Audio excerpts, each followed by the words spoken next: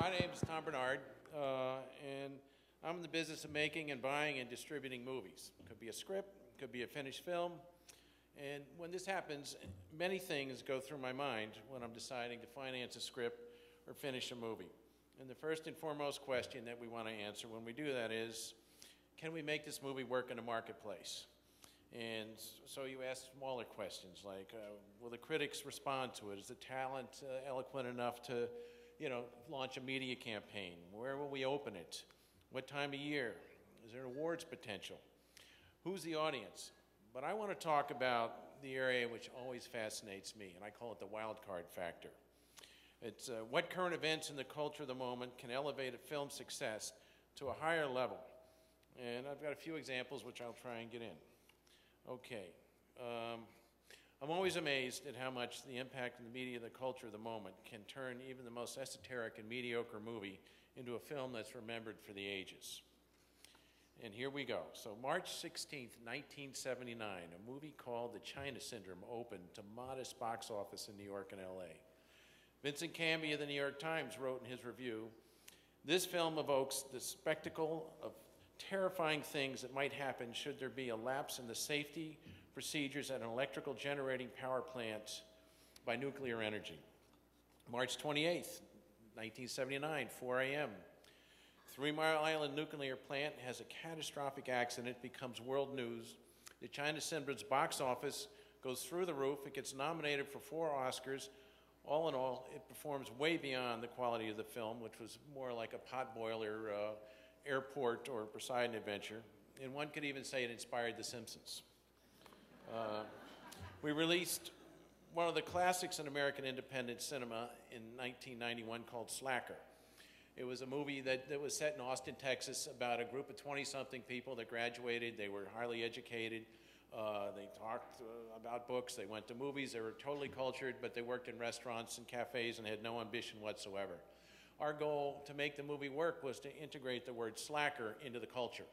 And we talked the New York Times into doing a story about this generation. And if you go to the dictionary today, one of the definitions of slacker you'll see is a person regarded as one of a large group or generation of young people, especially in the mid-90s. The movie worked. Another movie, Crouching Tiger, Hidden Dragon.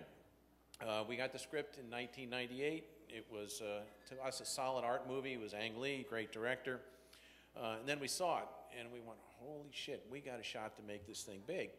But the big drawback was the movie had subtitles. What we said is, I think the world is ready for subtitled movie because people are now on their computers, they're IMing, they're looking at their homework, or they're looking at magazines. On the news, you have the Troll, you had the same on the sports channels, and people learned how to assimilate subtitles. Before then, it was an elite group of people that watched subtitles.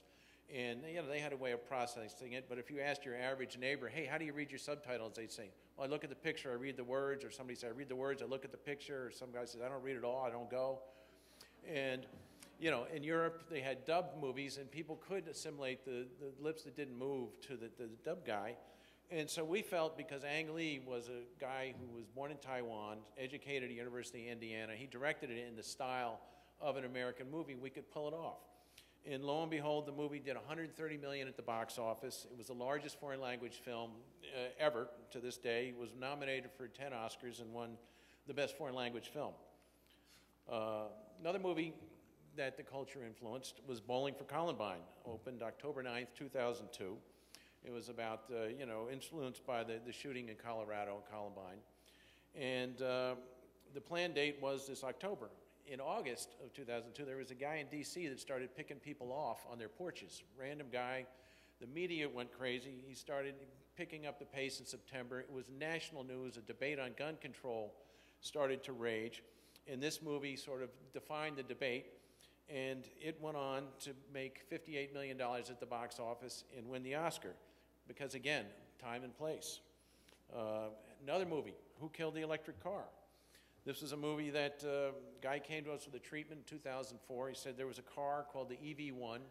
It was in LA. They had about 1,000 of them. General Motors had leased them to various people. And it was an incredible car. You plug it in, it worked perfectly. It was better than the electric cars of today. But GM, because of, I guess, pressure from the oil companies and seeing changing winds in the politics, decided they didn't want to be in that business anymore, took all the cars back and crushed them. And this was a documentary that documented them to the point where they took them to a place in Arizona and crushed them and put them in a box, and they covered it with a helicopter. So we released it June 2006. The gas price at the beginning of that year was $2.28. When we released it, it was closing in on $4, which was the first time it had ever been that high. The movie, to this day, still is a major success in rentals. Another movie, Inside Job, was a guy came to us with a couple of pages in 2008 and said, hey, I want to make this movie about the economy. It was before Obama was elected, and we had to decide whether the economy would still be an issue at that time, and we knew that he would have access to people that we never, nobody else had talked to. So sure enough, it comes out, and we opened it October 7th, 2010. That week, the Times reported 95,000 jobs were lost, and the economic growth was so low that it's not even close to recovery at this time.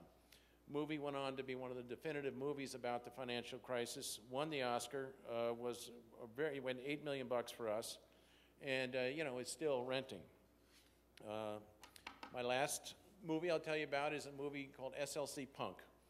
Came out in 1996, did no business for us, and all of a sudden we noticed around 2000 that we were getting all these hits on our website for SLC Punk, and we thought it was a mistake. We checked it out, and there was a big resurgence in punk rock, a retro punk generation that was in college and in high school. So we reissued the movie, we put it out in some of the theaters, and in DVD it is now just a perennial every year. And finally, I will close. I still got time, I like that. I got a movie coming out called Hysteria. Some people might describe it as Howard's End with a vibrator. It's the history of vibrators. It's a costume drama set at the turn of the century, and it's all historically accurate. My friend Jim Byrne was in a store the other day talking to me about vibrators. And I think, one of the things you'll notice is many times you see a movie about sharks that come out, and you'll see stories about sharks. Keep your eye out for stories about vibrators in the next 3 weeks. And I thank you.